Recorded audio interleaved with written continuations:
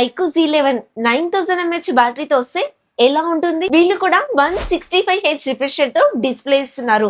అది కూడా budget range లోనే. ఇంతకీ డైమెన్సిటీ 8500 ప్రాసెసర్ ఇస్తే మీకు ఓకేనా? ఇవన్నీ కూడా చైనీస్ ఐక్యూ Z11 కి సంబంధించిన హైలైట్స్. ఇండియాకి ఇలానే తీసుకొస్తారా, చేంజ్ చేస్తారా? మాట్లాడుకుందాం. Hi friends, this is Priyanka. You're watching Priyanka tech news.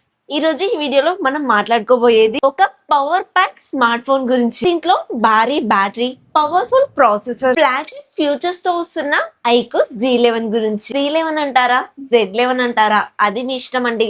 Pronunciation ఎలా ఉన్నా సరే మొబైల్ అయితే ఇదే. 30,000 బడ్జెట్ లో వస్తే నిజంగా ఇది మిడ్ రేంజ్ మార్కెట్ ని షేక్ చేయగలుగుతుందా లేదా? మొదటిగా అన్బాక్సింగ్ చూసుకున్నట్లయితే బాక్స్ వచ్చేసి బ్లాక్ కలర్ లో కనిపిస్తుంది. బాక్స్ పైన ఐక్యూ Z11 అని కూడా మెన్షన్ చేశారు. బాక్స్ ఓపెన్ చేసే మొదటిగా దీనిలో మొబైల్ ఉంది, దాంట్లో కేస్ ఉంది, పేపర్ వర్క్ ఉంది, సిమ్ ఎజెక్షన్ టూల్ కూడా ఇచ్చారు. చివర్లో 90 వాట్ ఫాస్ట్ చార్జర్ అలాగే కేబుల్ కూడా ఉంది.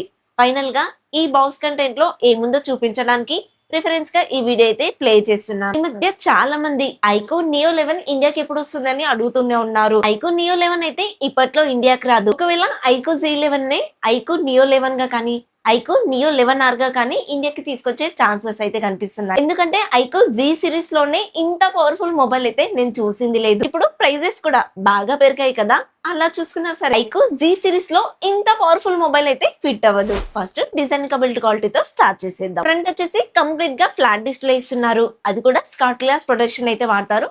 వీలైతే గొరిల్లా గ్లాస్ ప్రొటెక్షన్ అయితే వాడరు. చుట్టూ ఫ్రేమ్ అంతా కూడా ప్లాస్టిక్ ఉంటుంది. బ్యాక్ సైడ్ వచ్చేసి ఫైబర్ గ్లాస్ ఉంటుంది. కెమెరా యొక్క డెకో కూడా మార్చారండి. నాకు వివో ఫోన్స్ లో నచ్చేది ఇదే. ప్రతి మోడల్ లో కూడా కెమెరా డెకోని మారుస్తూనే ఉంటారు. సామ్సంగ్ ఐఫోన్స్ ఉన్నాయి కదా, వాళ్ళైతే ప్రతిసారి ఒకటే డిజైన్ తీసుకొచ్చి చంపేస్తున్నారు.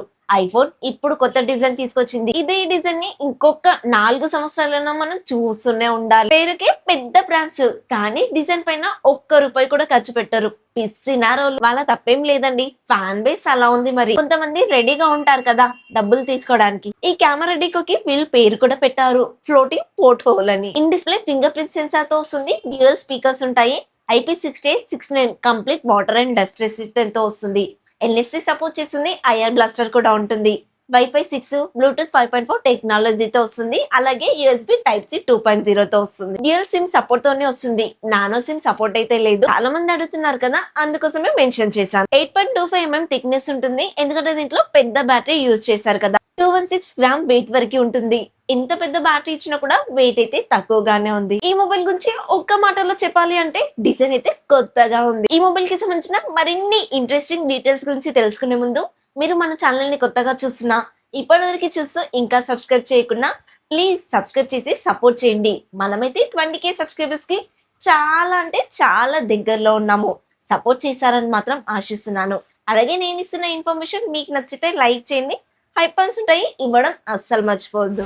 ఈ మొబైల్ లో అన్ని స్ట్రాంగ్. ఫస్ట్ మనం ప్రాసెసర్ డిపార్ట్మెంట్ నుంచి స్టార్ట్ చేసేద్దాం. దీంట్లో డైమెన్సిటీ 8500 ప్రాసెసర్ వాడుతున్నారు. 4 నానోమీటర్ మీద బిల్డ్ అవుతుంది. LPDDR5 RAM technology, UFS 4.1 memory టెక్నాలజీతో వస్తుంది. డైమెన్సిటీ ప్రాసెసర్ అనగానే తక్కువగా చూస్తుంటారు కదా, కానీ దీంట్లో మాన్స్టర్ ఓవర్ కోర్ ఇంజర్ టెక్నాలజీతో వస్తుంది. అలాగే గేమ్స్, యాప్స్ అన్ని చాలా ఆప్టిమైజ్ అయి ఉంటాయి. సో ఈ మొబైల్ వాడుతున్నప్పుడు మీకు చాలా స్మూత్ ఎక్స్పీరియన్స్ ఇస్తుందని క్లెయిమ్ చేస్తున్నారు. గేమ్స్ ఆడే వాళ్ళ కోసం దీంట్లో 7000 mAh ice dome vapour cooling chamber technology అయితే వాడుతున్నారు. హీట్ ని చాలా మట్టుకు కంట్రోల్ చేస్తుందని చెప్తున్నారు. ఎక్కువ వాళ్ళు ఈ మొబైల్ ని ఆంటిట్యూడ్ లో 25 లక్షల కన్నా ఎక్కువ స్కోర్ చేసిందని చూపిస్తున్నారు. 116 తో వస్తుంది. Adreno 6 తో వస్తుంది.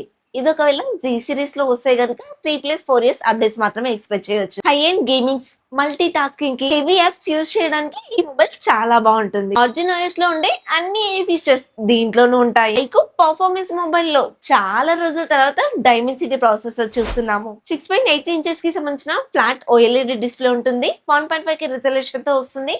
165Hz రిఫ్రెష్ రేట్ కూడా ఉంటుంది. 5000 స్పీడ్ బ్రైట్నెస్ కలిగి ఉంటుంది. HDR10+ కూడా సపోర్ట్ చేస్తుంది. అండ్ ఇది వచ్చేసి 10-bit ప్యానల్. బెజల్స్ చాలా తక్కువగా ఉన్నాయి అండ్ సిమెట్రికల్ గా ఉన్నాయి కాబట్టి ఫ్లాగ్షిప్ ఫీల్ ఇస్తుంది. వైడ్ 1 L1 సపోర్ట్ ఉంటుంది. OTT కంటెంట్ అంతా కూడా ఫుల్ HD లో చూడొచ్చు. డిస్ప్లే లో మీకు యాక్సిడెంటల్ టచెస్ ఉండవని క్లెయిమ్ చేస్తున్నారు. వీళ్ళు OnePlus కి కాంపిటీషన్ గా 165Hz రిఫ్రెష్ రేట్ తో డిస్ప్లే తీసుకొస్తున్నారు. నార్మల్ యూస్ కి కాదు, కానీ BGMI లాంటి గేమ్స్ ఆడేటప్పుడు చాలా అడ్వాంటేజ్ ఉంటుంది. అదర్వైజ్ నార్మల్ టైమ్ లో మొబైల్ యూస్ చేసేటప్పుడు 120Hz రిఫ్రెష్ రేట్ లో మాత్రమే రన్ అవుతుంది. కొన్ని గేమ్స్ ఆడేటప్పుడు ఈ 165Hz రిఫ్రెష్ రేట్ అనేది యూజ్ అవుతుంది. డిస్ప్లే డిపార్ట్మెంట్ కూడా చాలా బాగుంది. ఫ్లాగ్షిప్ ఫీల్ అయితే తప్పకుండా ఇస్తుంది. ఏకంగా 9020 mAh బ్యాటరీతో తీసుకొస్తున్నారు. చూస్తుంటే OnePlus Nord 6 కి కాంపిటీషన్ గా తీసుకొస్తున్నట్టుగా అనిపిస్తుంది కదా. ఆ 20 mAh అడిషనల్ గా పెట్టి 90W ఫాస్ట్ చార్జర్ సపోర్ట్ చేస్తుంది. బాక్స్ లోనే ఇస్తున్నారు. బ్యాటరీ ఫుల్ అవ్వడానికి 1 అవర్ 20 మినిట్స్ వరకు టైం అయితే తీసుకుంటుంది. ఒకవేళ ఈ మొబైల్ నార్మల్ యూజర్స్ యూజ్ చేశారనుకోండి, ఈజీగా 2 డేస్ వస్తుంది. ఈ మొబైల్ పర్ఫార్మెన్స్ ఓరియంటెడ్ మొబైల్ కాబట్టి గేమ్స్ ఆడతాను అనుకుంటే ఈజీగా 1 డే అయితే వస్తుంది.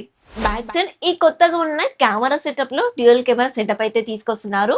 చైనీస్ వర్షన్ గురించి మాట్లాడుకున్నట్లయితే 50+2 MP ఇస్తున్నారు. ఫ్రంట్ వచ్చేసి 16 MP ఉంటుంది. ఇండియాకి వచ్చేప్పటికి ఈ కెమెరాస్ మారుతాయని మాత్రం ఎక్స్పెక్ట్ చేయొచ్చు.